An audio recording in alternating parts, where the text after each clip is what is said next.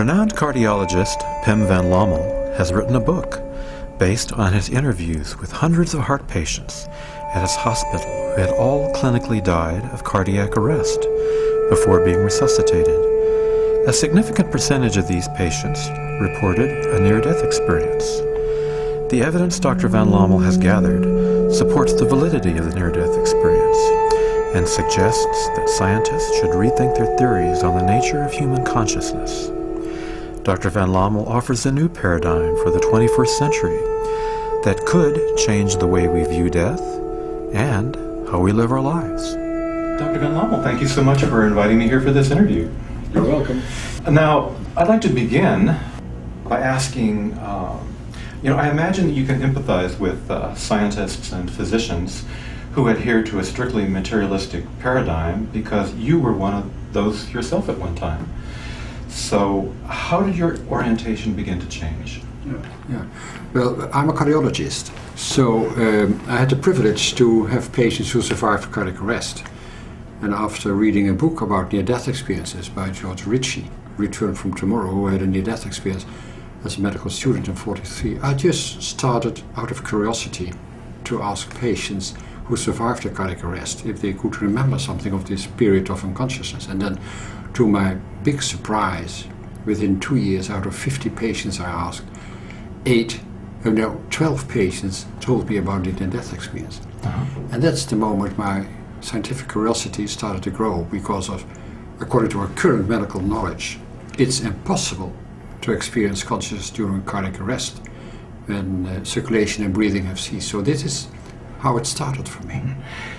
Were you comfortable expressing your curiosity to your fellow physicians? Well, a lot of physicians are not open for it. Why not? Some, because it doesn't fit in the concept we've learned. And also I have learned as a medical student and as a young doctor that we have the assumption, it shouldn't be discussed, that consciousness is a product of the function of the brain. So that's the reason it's impossible to experience consciousness when you have a cardiac arrest. But is there any scientific evidence that consciousness is produced by the brain? No, it's a non-proven assumption. It's just an hypothesis, but everybody accepts it because most people have the experience that you experience consciousness when you're awake. So scientists who stress the scientific method and the controlled experiment have based their ideas about consciousness on an assumption. Yes. Yes. Well, most scientific assumption, research starts with assumptions and then you try to prove it. And as long as neuroscientists see activities in neuroimaging techniques, they believe that they see something which could be the consciousness. Right. Why is a cardiac arrest so important in the study of the near-death experience? Yeah. It's important because there are many circumstances when people can report a near-death experience.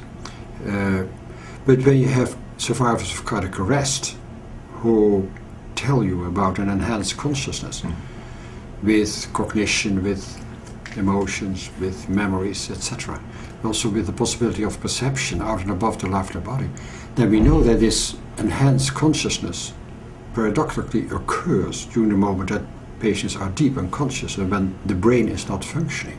So this challenges the assumption that consciousness is a product of the functioning brain. When you began to hear these stories about people telling you what happened during a period of their so-called unconsciousness, what one item from the near-death experience impressed you the most? Well, each patient who were willing to share their experience with me is emotional, is impressive. It's honest, it's reluctance, it's emotion. They cannot believe in themselves, and they try to find words for it. And so it's when you talk to patients who are willing to share the experience, it's always impressive. Tell us what a near-death experience is. Yeah, well, the near-death experience for me is the reported memory of all impressions during a period of an enhanced consciousness, a special state of consciousness with specific universal elements like out-of-body experience, a tunnel, a light, a life review, or meeting deceased relatives, or meeting a border. So these kind of elements have always been reported during all times, all religions, and all mankind. What are the major objections to reports of the near-death experience from people with a scientific orientation? What are the major objections to the possibility of a near-death experience? Why do they say that this is not possible? Well, it's because of the assumption that the consciousness is a product of the function of the brain. And there have been a lot of retrospective studies done, and there was still people believed that the explanation of the cause, the content of an NE, was just lack of oxygen, or the fear of death, or medication, or hallucination, or whatever. And so it doesn't fit in our current medical concepts that it is possible. So according to most scientists who specialize in consciousness research, consciousness arises entirely from the matter that comprises the brain. Therefore, our consciousness is nothing other than the expression of a machine controlled by classical physics and chemistry, and our behavior is the outcome of nerve cell activity in the brain. What this means is, isn't it true that there's no free will and we're essentially robots? If they would be right, then there would be no free will, and consciousness is just an illusion. Yet there is evidence that consciousness can control the brain?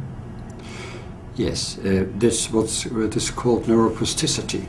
That is, that the function and the structure of the brain can change due to changes in consciousness, which is well known, like say in placebo effect. When you receive medication, a placebo medication for depression, or for pain, or for Parkinson's disease, then you not only see the clinical improvement of those patients, but when you do neuroimaging techniques, you see those centers who are involved in pain or depression or in Parkinson's disease are also improved. So you see changes in the brain due to the concept that people believe that they are treated. And also in mindfulness training or in meditation, long-term meditation, you see changes in the brain due to these techniques. So changes in consciousness give rise to change and function and structure of the brain. Your study was significant because many of the reports of near-death experiences were retrospective, and yet your study is progressive. Why is the progressive approach to the near-death experience more significant? It's called prospective. Prospective, I'm sorry. Prospective. Prospective. Prospective is that you, what we did in the Dutch study, we started in '88, with all 344 consecutive patients who survived a cardiac arrest. So you have a medical situation, which is cardiac arrest. And from this position, you ask patients if they have experienced something. When you have a retrospective study, then you ask patients if they would, by advertisement of after lectures, if they would come to you and tell about the near-death experience. But you never know who will come and who will not come. People are not able to talk about the experience, will not come. So there's an enormous amount of selection of patients when you do retrospective studies, and you cannot find out what really the medical circumstances were when it was 20 or 30 years ago. So in this prospective study with cardiac arrest, we know exactly that patients were clinical death, which is period of unconsciousness due to the ceasing of circulation and breathing. And all those patients will die within 5 to 10 minutes if resuscitation is not started. So they are in the beginning of the process of dying. And if you do not resuscitate those patients, they will die within 5 to 10 minutes because of irreversible brain damage. So this is a kind of situation where you know exactly what's going on in the brain. And in these circumstances, you can really look after, you can put all the medical documents, you can ask patients about the psychological factors, you can see what medication we're giving, etc. So you can look after all the factors who could explain the causal content of an NDE. So this must have puzzled you. Well, how is consciousness possible during a period in which a person has experienced cardiac arrest?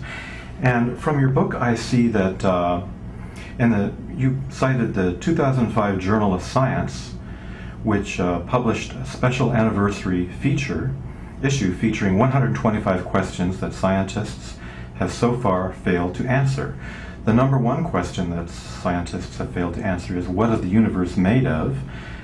Followed by the number two question, what is the biological basis of consciousness? And in your book you said that you would reformulate this question to, does consciousness have a biological basis at all? So where did this question lead you? Well, first, why did they ask this question? This is because of the result of our study. Because what we found in our prospective study of the 344 patients, that 62 patients, 80%, reported a near-death experience, and 282 patients, 82%, did not report a memory.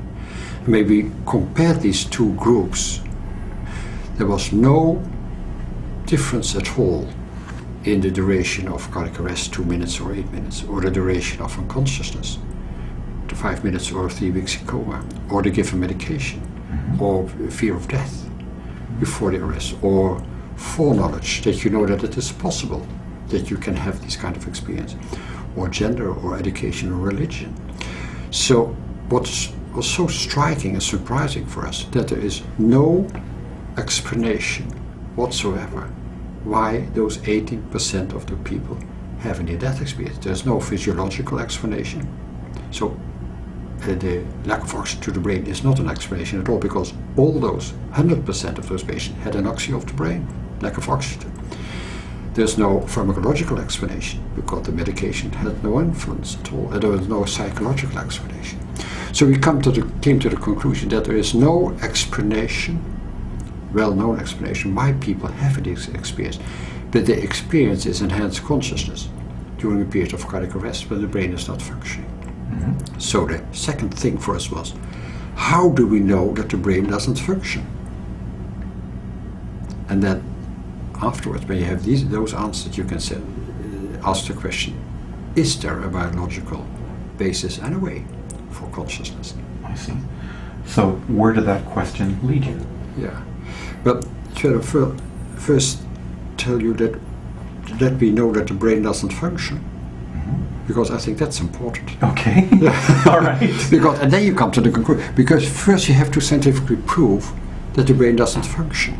Because there's a lot of scientists, materialistic scientists as well, it is as if a patient is unconscious during cardiac arrest. But when they report consciousness, then they must have been conscious. So the brain must have been working somewhere, because they keep on the concept, the assumption, that consciousness is a product of the brain.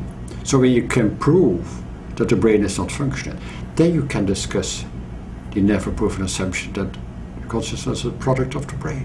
So we know from some studies with induced cardiac arrest in people and also in animals, that when you induce cardiac arrest, for instance, when you do an implantation of ICDs, internal defibrillators, then you have induced cardiac arrest to do testing that you are sure that it is functioning. Then you see that within 1 second the blood flow to the brain is 0. People are unconscious within 1 or 2 seconds. The body reflexes are gone, which is a function of the cortex of the brain. The brainstem reflexes are gone. So the gag reflex or the corneal reflex or you see dilated pupils. The breathing center has gone, which is close to the brainstem, so people don't breathe anymore. And when you measure the activity of the brain, which is an EEG, you see after an average of 50 seconds a total flat line. So the clinical findings and what you can measure makes us aware that the brain doesn't function anymore after an average of 15 seconds. And we know in a well-organized coronary care unit, you need at least 60 to 120 seconds to do a successful resuscitation. Mostly it will be more. So we know from our study, 344 patients, that they all must have had a flatline EEG, and still they had an enhanced consciousness, more consciousness than the normal waking consciousness we have now. So this makes the conclusion: how is it possible? Okay, how is it possible? Well, we have to change our ideas about where consciousness comes from.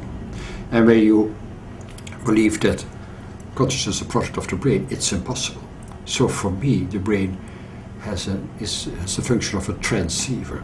It receives information from consciousness, and it sends information from our senses and body to our consciousness. It is a transceiver, it's an interface function.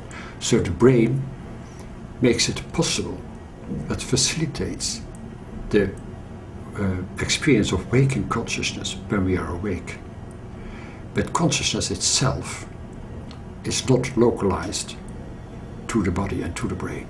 It's non-local, which is when people tell us about their experience of an enhanced consciousness, and they have a live review of, let's say, during cardiac arrest of 2 minutes, they can talk for hours to days about what experience, because there's no time and no distance during this experience. You have each thought you ever had is kept, each word you have said, and each act you've done, with the influence on oneself or other you perceive. So this consciousness is in a dimension without time and space, and everything is connected. And this is what you call non-locality. So this is what I call non-local consciousness. Right. Would it be appropriate to use the word spiritual to describe this state of non-locality? I know that many doctors, many scientists, when they hear this word, it's kind of the kiss of death to their profession. So, but it inevitably comes up. So, would you call these religious experiences, spiritual experiences? I know it gets into quantum territory, but could you? Well, there are so many words which can be used for this kind of experience. They say experience of oneness. They say experience of unity, because everything is connected. They call it mystical experiences in the Middle Ages. It was called mystical experience, or enlightened experiences, of experience of life insight. So there are so many words used for this kind of ineffable experiences, and people change, and they also, and that's an important aspect, we can talk about it later, they have about 100% of those people within that have much more interest in spirituality than before. So there are even atheists? Even atheists. So it's independent of the religion beforehand that you changed.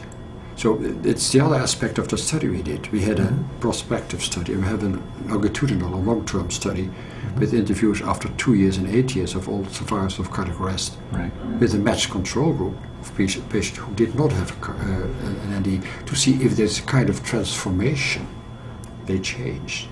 Is due to the cardiac arrest, or due to the NDE, because we didn't know. And we found that the transformation is just the result of the NDE. Right. Dr. Van Lommel, at this point I'd like to ask you, as you were learning about the near-death experience and began to see that there was something very unusual going on here, what did this do to you personally? Well, it has changed my insight in life and death. I think you can say that. And I always tell the people that the people with the death experience who were willing to share their experience with me have been my teachers, not only about the content of the NDE, but also about the transformation. They tell me there is no fear of, they don't have fear of death anymore. Death seemed to be not death at all. So there's a continuity of consciousness, and you see your body, lifeless body, somewhere down, and you feel alive. So, and they also tell me about the change of life inside. What is important in life is unconditional love and acceptance and compassion towards yourself and others and nature. And the third transformation is the enhanced intuitive sensibility, that they receive information not by your senses and your body, which is called I could call it scientific way, non-local information exchange. And well, these kind of changes, as people share it with you, then you have to change all your concepts you had before, and I did. Mm-hmm. When near-death experiencers talk about the importance of love, I imagine they were more ego-centered before this experience. So what is it about this experience that transforms someone from an ego-centered entity to a person who is genuinely concerned about the feelings of others? Yeah. Well, it's because in this experience, especially when you have a life review, you experience that everything you do or think or act towards someone else is at last, during this experience, affecting yourself. You feel the distress you cause to others. You feel the love you gave to others. So everything you give to others will come back to yourself. Love as well as aggression. And when you're aware of this effect on others, because you're in a different way, you're in a higher level of consciousness, you're all one, you're always connected. Then you change the way you live, because you know now, you have an inner knowing that what you think even has effect on others. Mm-hmm. So what you do, so it's about also when you want to help your neighbor, because you want to be loved by your neighbor. It's selfish motive. It's selfish motive. It's wrong. But where you have the intention to help, mm-hmm. this is right. And this kind of insight they receive in this experience. It must surprise you that during a life review, a person can see everything they've done and thought in their whole lives. And this brings up questions of the brain can't possibly be the storehouse of all these memories. So if we can kind of revisit a territory we've already gone through, I'm still perplexed about where these memories are stored. Yeah.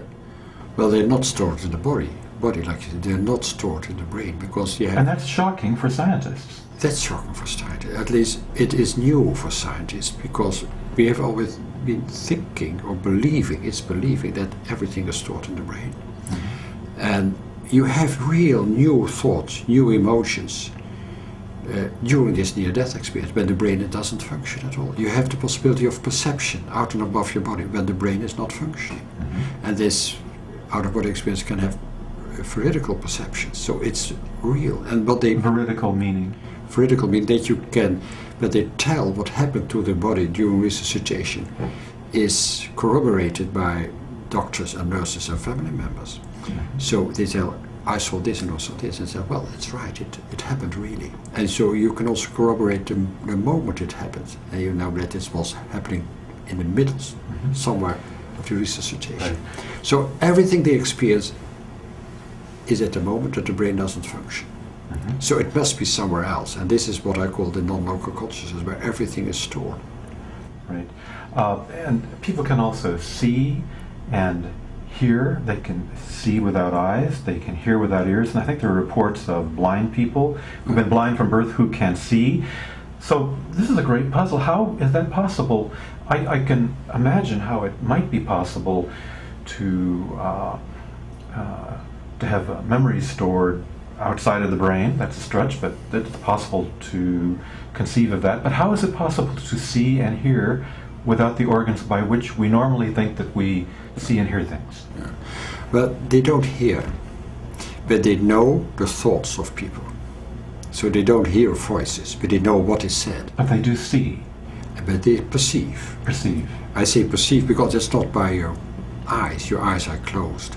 And you perceive 360 degrees. You can see details and an overview at the same time. So it's a different kind of perception. And even blind people from birth can perceive. And I know people who have glasses, very strong glasses. They need to see something. And then I know a story of a woman who had a near-death experience, and she was perceiving everything what was going on during childbirth, and she nearly died. A lot of loss of blood. And then at once she saw her own glasses down near her bed, and then she realized, I can see now clear. But normally without her glasses she couldn't see anything. It was just crazy. But you can also ask, who is perceiving when you're awake? Because there are electromagnetic informations in the light which comes to your retina in your eyes, and then you got electromagnetic information to your brain. Mm-hmm. But it is still information. So the question is, who is seeing? Who is transforming this kind of information, which is electromagnetic information in your brain, into a picture we can perceive? Mm-hmm. This is not your brain who is perceiving. So how do you answer the question, who is perceiving it? That's the essence of who we are. It is consciousness. Consciousness is perceiving. And consciousness is non-local. And non-consciousness is non-local. For those of us who don't understand the concept of non-locality, could you explain that to us? Yeah. So non-locality is a dimension where there is no time and no space. So no distance. So everything is there. When you have a life review, you have access to all information you had during your whole life. Each thought, each word, each act you did or had is kept with the effect on others. But you also can have a flash forward, a preview of things for the future. So in this dimension, the past, the present, and future is available. And everything is connected. It's entangled, it's interconnected. So there's, it's an analogy to quantum physics, which is non-local, is connected without time and without space.